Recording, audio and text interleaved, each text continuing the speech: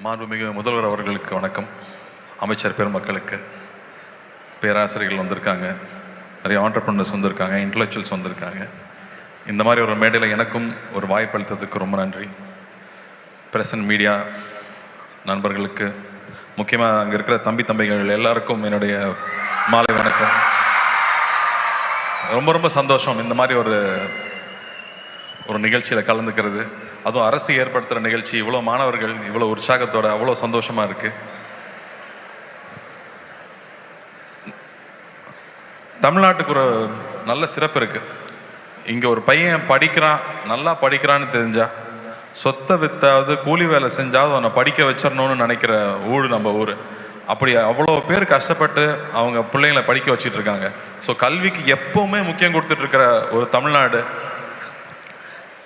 இங்கே நான்லாம் சினிமாவுக்கு வர்றேன்னு சொல்லும் போது எங்கள் அப்பா சொன்னது, எப்பா சினிமா ஒரு நிலையில்லாத தொழில், நீ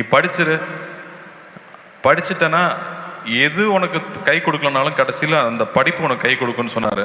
அதனாலேயே என்னை நான் இன்ஜினியரிங் படித்தேன், அதுக்கப்புறம் மாஸ்டர்ஸ் படித்தேன், அதுக்கப்புறம் சினிமாவுக்கு வந்துட்டேன். அது வேறு விஷயம்.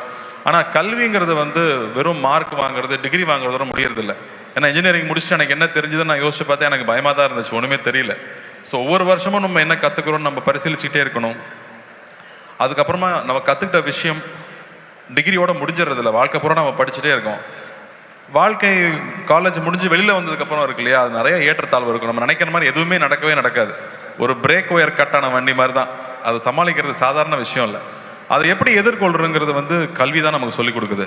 எது சரி தவறு, எதை நம்ம என்ன முடிவு எடுக்கணும் அப்படிங்கிற எல்லா விஷயமே கல்வி தான் கொடுக்குது. ஸோ தயவு செஞ்சு கல்வியை ஸ்ட்ராங்காக பிடிச்சிக்குங்க.